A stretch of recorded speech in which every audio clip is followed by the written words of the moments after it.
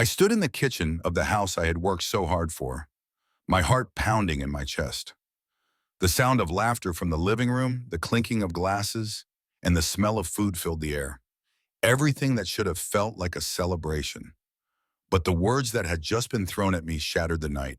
"You're being ridiculous, Mia. Eric needs this more than you do." My mother's voice cut through the noise as she waved the deed in my face. "My son has a family to support. What do you have? Just yourself." Her words slapped me harder than I could ever have imagined. I stood frozen, my breath catching in my throat, as the world around me seemed to collapse. The house I had worked every day of my life for, the house that was supposed to be mine, was being taken away from me, and my own family was behind it. I'm Mia Reynolds, and at 33, I never thought I would be betrayed by the very people I had sacrificed everything for. I had spent the last decade of my life working double shifts as a nurse at Memorial Hospital, picking up extra hours in the ICU, doing everything I could to save enough for my own future. When my parents faced foreclosure on their old home, I didn't hesitate. I gave them my life savings, $175,000, to help them get a new house. We had a clear agreement. The house would be in my name because I was the one providing the down payment. But clearly, agreements didn't mean much to my family. Eric, my stepbrother, stood there with his usual smug grin, oblivious to the fact that he had never contributed a cent to the well-being of our family. He was always finding himself, bouncing from one failed business venture to another, never once lifting a finger to help. But now at 38, with a wife and a baby on the way, suddenly he was the one who deserved the house. "We've already filed the paperwork," my stepdad, George, chimed in, not even looking me in the eye. "The house is in Eric's name now. You should be happy you're helping your brother start his family." The way he dismissed my sacrifice made my blood boil. This house, this beautiful colonial-style home that I had fallen in love with, was being handed over to someone who hadn't earned a single thing. I glanced around the room at the faces of family and friends who had come to celebrate this moment with me. Awkward glances were exchanged, and whispers filled the air. My Aunt Sarah, who had always been more of a mother to me than my own, stood in the corner shaking her head in disbelief. My best friend Rachel, who had watched me work myself to exhaustion for the past decade, gripped her glass so tightly I thought it might shatter. "This isn't right," I managed to say, my voice trembling with a mixture of anger and hurt. "That money was everything I had. We had an agreement." "Oh, stop being so dramatic," my mother sighed, rolling her eyes. "You're a nurse. You'll save it up again. Eric needs a stable home for his baby. It's not like you have anyone to provide for." That's when something inside me snapped.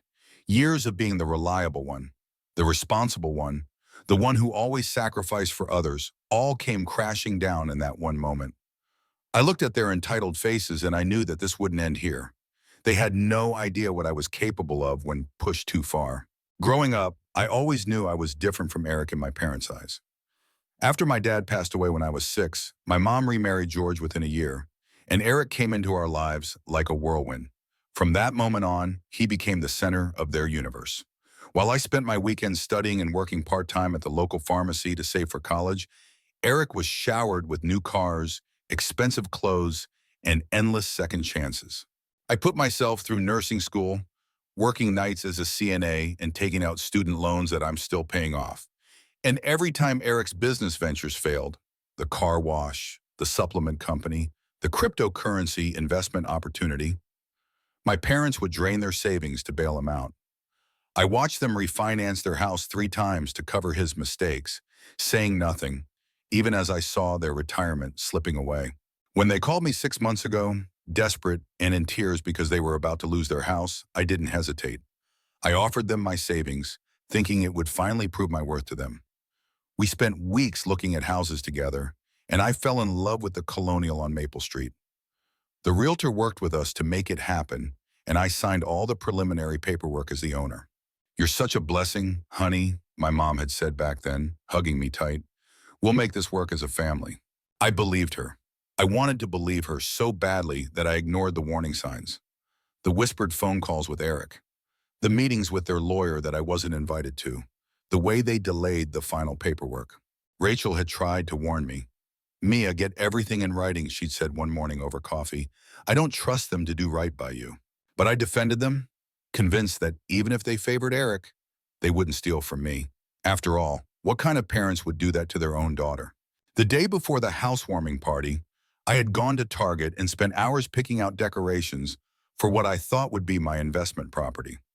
I bought fluffy towels for the bathrooms, cheerful throw pillows for the living room, and a welcome mat that read Home Sweet Home. Now all those items felt like cruel jokes, scattered around a house that had been stolen from me. Standing in that kitchen, watching Eric parade around like he'd earned any of this, I thought about all the nights I'd worked in the ICU, the holidays I'd missed, the relationships I'd put on hold, the vacations I'd never taken, all to save that money. They hadn't just stolen my savings, they had stolen years of my life. As the party continued around me, my head was spinning. Guests were starting to leave, offering awkward congratulations to Eric while avoiding eye contact with me. I sat alone at the kitchen counter staring at my phone when Rachel slid into the seat next to me. "You need to call Marcus," she whispered, referring to her brother who worked as a real estate attorney. "Something's not right about how they transferred the deed. They couldn't have done this legally without your signature." Just then, Eric walked by with his wife Jessica, talking loudly about their renovation plans. "We'll probably gut the kitchen first," he announced, running his hand along the granite countertop I helped pick out. "Maybe knock down a wall or two, really make it our own." My stomach lurched. Looking around the kitchen, I noticed the folder of paperwork my parents had shown me when we first made the agreement. It was still sitting on top of the refrigerator, where my mom always kept important documents. While everyone was distracted by Eric's grand plans, I quietly grabbed it and slipped it into my bag. "I need some air," I told Rachel, heading for the back porch. Once outside, I pulled out the papers with trembling hands. There it was, the original agreement I'd signed, stating clearly that the house would be in my name in exchange for the down payment. Then I found something else. A letter from their lawyer, dated just 2 weeks ago, warning them that transferring the deed without my consent could be considered fraud. My phone buzzed with a text from my mom. "Stop sulking outside, come back in, and be happy for your brother." That was the moment I knew what I had to do. This wasn't just about the money anymore. This was about standing up for myself after years of being pushed aside. With shaking hands, I texted Marcus, "Are you free tomorrow? I need legal help." His response came quickly. "Rachel told me what happened. Come to my office at 9 a.m. Bring all the paperwork you have." Walking back inside, I found my mom and George huddled with Eric in the living room, probably making more plans for my house. They looked up as I entered, their faces a mix of annoyance and dismissal. "Finally decided to stop being dramatic?" my mom asked, raising an eyebrow. I managed a small smile, surprising them. "Actually, I want to thank you," I said calmly. "You've helped me see things very clearly." They exchanged confused looks, clearly expecting more tears or pleading. But I was done pleading, done being the reliable daughter who always came through while getting nothing in return. As I grabbed my purse to leave, I heard Eric laugh and say, "See, she's fine, she'll get over it." I turned back one last time. "No, Eric," I said, my voice steady. "I won't get over it, but you'll wish I had." The next morning, I arrived at Marcus's office feeling a strange sense of calm. The hours before had been a blur of emotions. Anger, disbelief, but now all that remained was a steady resolve.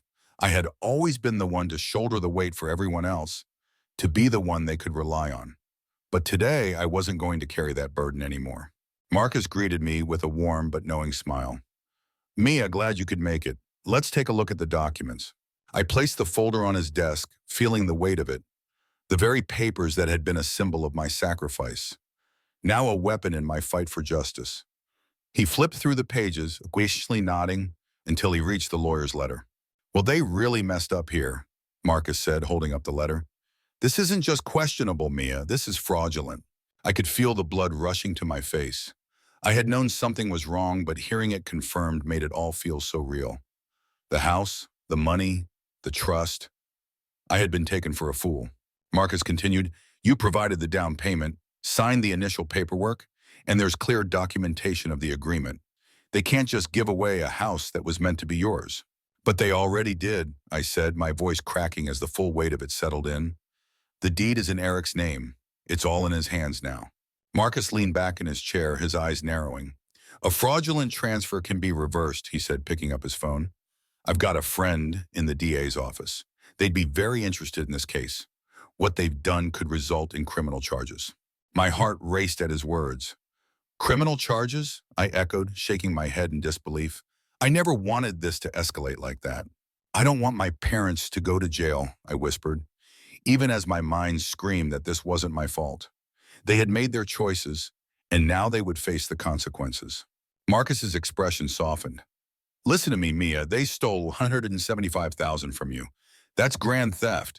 They committed fraud, and from these bank statements, it looks like they might have forged your signature on some of the documents. They're counting on you being too nice to fight back. I felt a pang of guilt twist in my chest. How many times had I let them walk all over me, hoping they'd change? How many times had I told myself I was doing the right thing by sacrificing for them? I took a deep breath. I want my house back, and I want them to understand that they can't treat me like this anymore. Marcus nodded. I'll file an emergency injunction to stop them from making any changes to the property. We'll proceed with legal action to void the transfer. They'll be served papers by tomorrow. I felt a sense of release, a weight lifting off my shoulders for the first time in months. This wasn't just about the house anymore. It was about standing up for myself, about reclaiming my life. The next few hours were a blur of phone calls, texts, and a flurry of activity. My mom, of course, was relentless. Texts poured in, demanding I come to my senses, telling me I was tearing the family apart. But for once, I didn't care. I ignored them. I had a job to do. The next day, I was getting ready for my shift at the hospital when Rachel called me. Mia, they're making a scene outside your apartment, she said, her voice laced with concern. Your mom and Eric are pacing back and forth. They're frantic. I felt a pit form in my stomach. My mom's manipulative tactics had always worked in the past, but not this time. I grabbed my coat, heading outside, steeling myself for what was to come. Eric was pacing, his face red with frustration. My mom was banging on the door, calling my name, begging me to stop. You have to stop this, Mia, she shouted when I finally came downstairs. This will tear our family apart. I stared at her, calm despite the storm in my chest. That's rich, I said, my voice steady. You didn't worry about tearing the family apart when you stole my life savings. Eric stepped forward, his eyes flashing with anger. You're being ridiculous. I have a baby on the way. What were you going to do with that house? Live there alone with your cats? I had had enough. I pulled out my phone, holding it up so they could see the proof. I have the proof of our original agreement right here. Want to see the letter from your lawyer warning you this was illegal? Or should we talk about the documents where someone forged my signature? The color drained from their faces, and for a moment there was silence. Then my mom grabbed my arm, her voice dropping to a whisper. Honey, we can work this out as a family, she said, her voice trembling. There's no need for lawyers. I gently removed her hand from my arm. We stopped being a family the moment you decided my life savings meant nothing to you. The DA's office has copies of everything now, so unless you want this to get worse, I suggest you talk to your lawyer about reversing the deed transfer. Her eyes widened. You'd send your own mother to jail? She gasped, tears welling up in her eyes. No, Mom, I said softly but firmly. You might send yourself to jail. I'm just standing up for myself. Before she could respond, Eric's phone rang. It was Jessica. I could hear her panicked voice through the speaker, telling him that the police were at their house, asking questions about the deed transfer.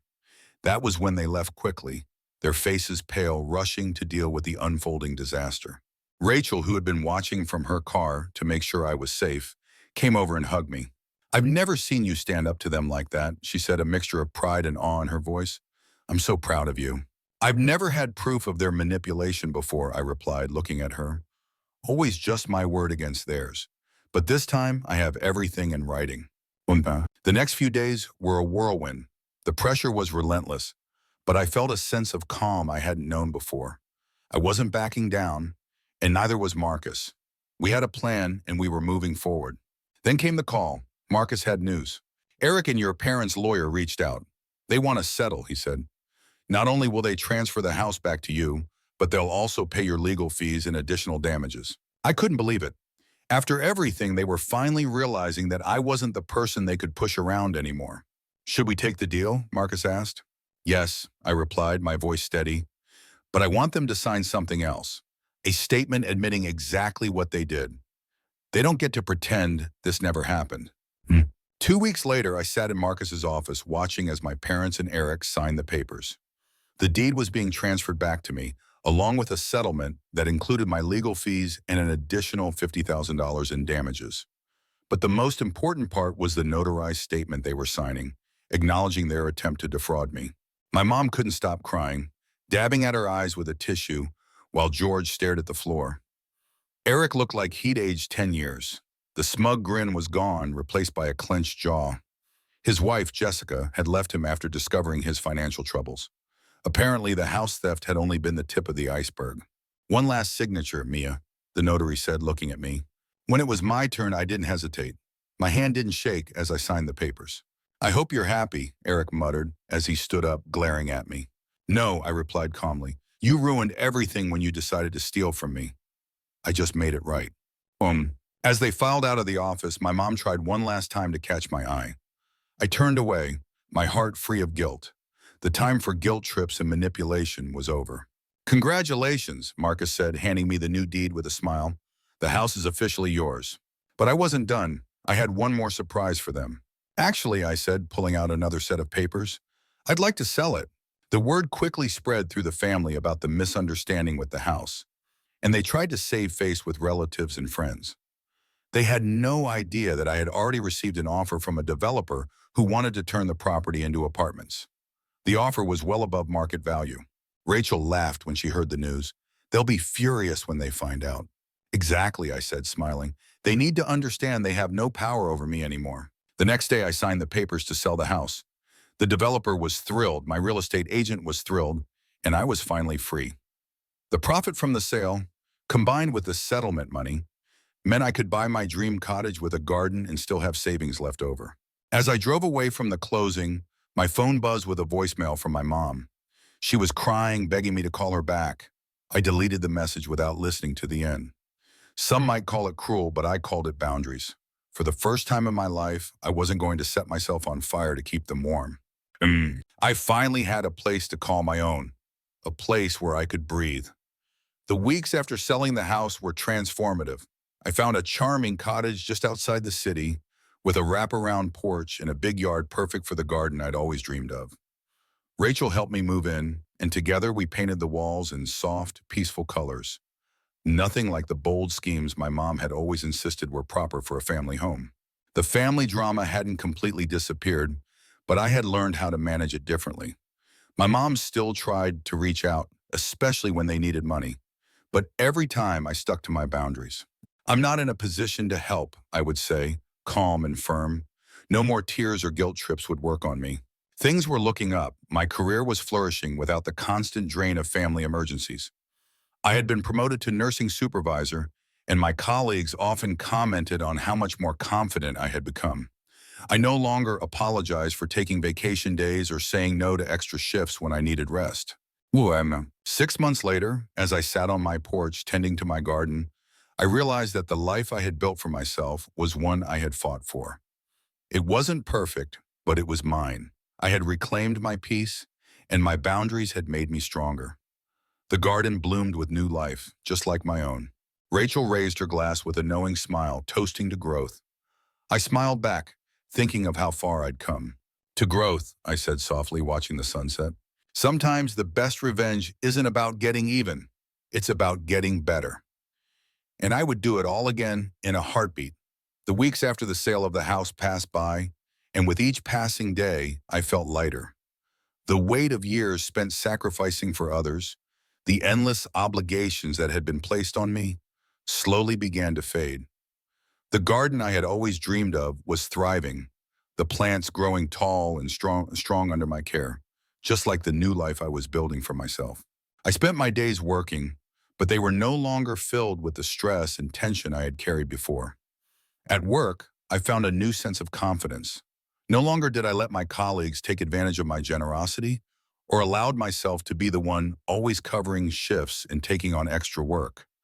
I started to speak up in meetings, to take control of my own career, to make sure that I wasn't just being a cog in the machine. But there were moments when the phone rang and I saw my mom's name flash across the screen, or when I checked my messages and saw texts from Eric, desperately asking for money or a place to stay. I still remembered their voices, full of guilt and manipulation. Each time I picked up the phone, I felt a wave of anxiety rush over me, but I had learned to manage it. I stopped answering those calls. I was no longer their safety net. I was no longer the one who always bailed them out, always gave in when they tugged at my heartstrings. Instead, I found peace in setting boundaries, in saying no, no without guilt. One afternoon, as I was tending to my garden, I looked up and saw Aunt Sarah walking down the street toward my house. She had always been more of a mother to me than my own mother ever had. I knew she wasn't coming just to see the flowers. When she reached my gate, I stood up and wiped my hands on my apron. "Hey, Aunt Sarah, what brings you by?" She smiled softly, but there was a sadness in her eyes. "I just wanted to check on you," she said, stepping through the gate and sitting on the porch with me. "How are you really doing?" I sighed and sat down next to her. The sun was beginning to set, casting a warm glow over the garden, and for the first time in a long time, I felt at peace. "I'm doing better, Aunt Sarah," I said, my voice calm but firm. "It's been hard, but I'm finally putting myself first." "I'm proud of you," she said, her voice full of affection. "You've been through a lot, and you've come out stronger, but you know, not everyone in the family sees it that way." I nodded, not surprised. "I know, but I don't need their approval anymore. I'm done living for them. I'm living for me now." She smiled and squeezed my hand. "Good. You deserve it, Mia." That evening, I sat alone on my porch, sipping tea as the sky darkened and the stars began to appear. My thoughts drifted to what had happened over the last year. I had lost so much, but I had gained so much more. I had reclaimed my life, my peace, and my sense of self-worth. My phone buzzed again, this time with a message from Rachel. "How about we go for coffee tomorrow morning? We can laugh about how far you've come. I'm really proud of you, Mia."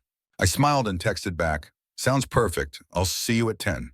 The following morning, Rachel and I met at our usual cafe, and as we sat down, we shared a comfortable silence. There was no need for words between us. Rachel had been by my side through everything, always supportive, never judging. We both knew how much I had changed over the past year. "I'm so proud of you, Mia," Rachel said, taking a sip of her coffee. "You've come a long way. It's amazing to see you like this, so strong, so confident." I smiled, looking out the window at the bustling street. "It hasn't been easy, but it's been worth it. I'm finally living the life I've always wanted." Rachel laughed softly. "You've turned into quite the local legend, you know. People talk about how much you've changed. You're not just the nurse who never says no anymore." I chuckled, leaning back in my chair.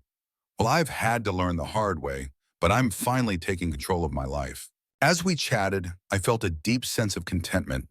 I had found my peace. The family drama was still there, but it no longer had a hold on me. I had learned how to let go, how to set boundaries, and most importantly, how to prioritize my own well-being. A few months later, as spring began to bloom again, I was invited to a family gathering. My mom had called to tell me that she and George were selling their house. I knew it was a last-ditch effort to try to guilt me into helping them again.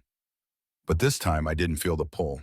I went to the gathering, but I wasn't the same person who had once felt responsible for everyone. I showed up, but I kept my distance. My mom, still trying to manipulate me, talked about how hard things were for them, how Eric was struggling. But I no longer felt that obligation to fix everything for them. "Family doesn't steal from family," I said to her when she asked for help with the house. My voice was calm but resolute. She looked at me, tears welling up in her eyes. "I just wanted to tell you that we're selling the house and we can't afford it anymore." I didn't flinch. I didn't feel that old familiar tug at my heartstrings. "Mom, I'm not giving you money. That chapter is closed."